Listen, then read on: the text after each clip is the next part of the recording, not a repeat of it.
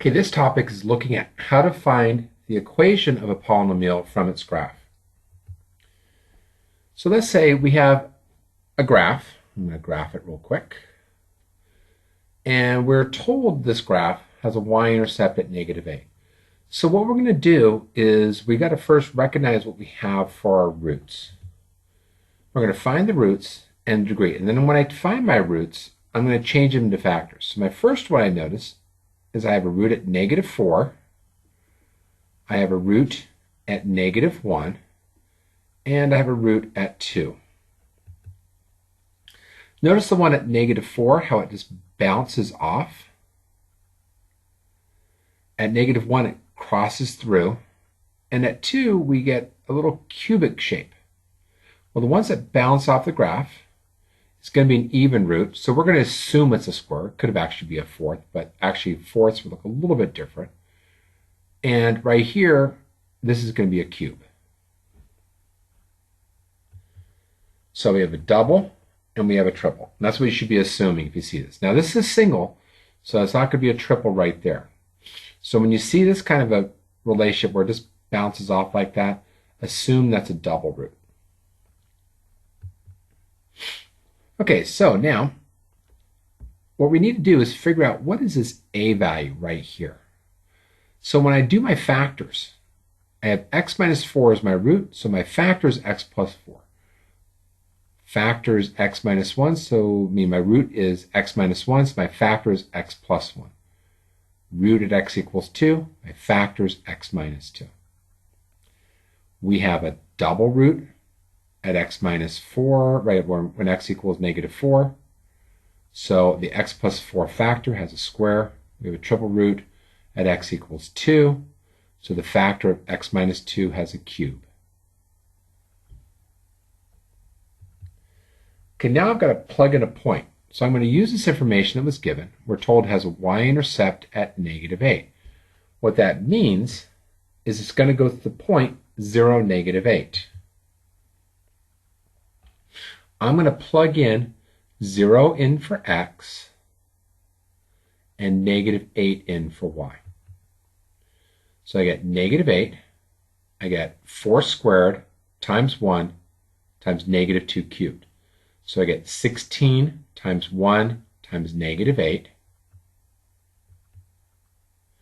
When you simplify this, 16 times -8 is -128. Now I'm going to solve for a, so I do -8 divided by -128. Negative over negative is positive. 8 over 128, we can reduce it. 8 over 128 is 1/16. Final step. Plug the 1/16 back into my original equation. And now I have my equation. So that's a pretty typical kind of an example. Let's look at another one. So we have the graph of f(x) is shown to the right. So I'm going to graph it. And this one's really wavy. So now I'm going to try to find my roots. And they have additional information here too.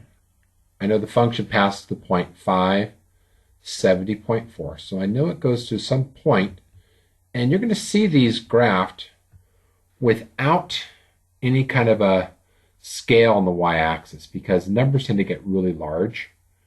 So that's real typical when you see these kinds of problems. So I know it goes to that point, and I'm going to use that point to solve for my stretching factor. So let's look at our factors again. My factors are at -6. My roots are at -6, -3, 0, 4, and 7. The question is asking what is the value of f of -1. So after I get my equation, I'll do that. So if I have a root at -6, my factor is x plus 6. I have a root at -3. My factor is x plus 3. Notice how it makes a little parabola right here. That makes that a square. Straight through the 0, that's at x equals 0, so my factor is just x. At x equals 4, it bounces off again, so it makes like a little parabola. So that's why I have a square.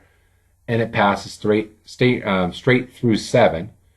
So we call that a linear root. And this is x minus 7. So that's my factor. So I have a linear factor. Now I'm going to plug in my point. Now first I'm going to kind of rearrange it because it's kind of weird having the x in the middle. It's not wrong, but it's just a little awkward. So I'm going to rearrange my terms, put the x out in front, because that's typically you would see it. Now I'm going to plug in my point.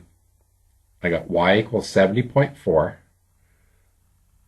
X was equal to 5. So I have 5 times 11 times 8 squared times 1 squared times negative 2.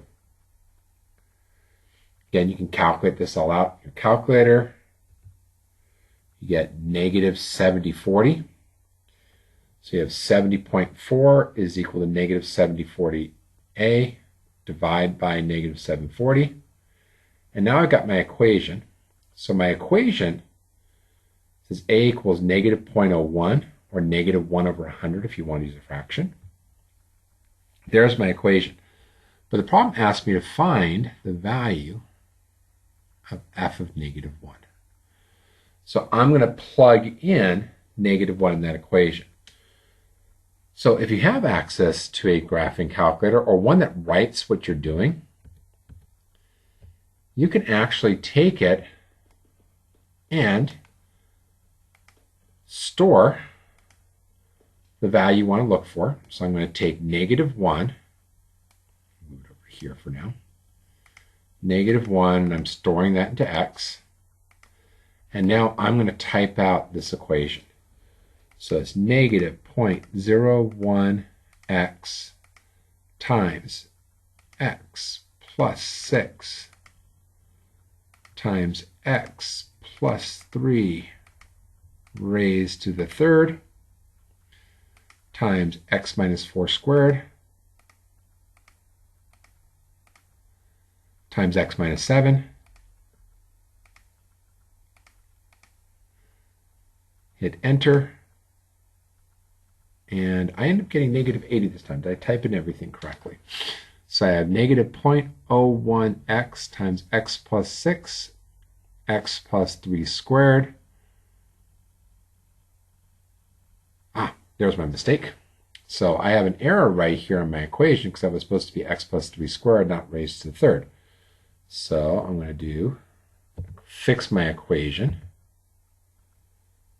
I'm going to do second and enter. I'm going to go back and I'm going to back up and I'm going to change this to a square and delete that guy.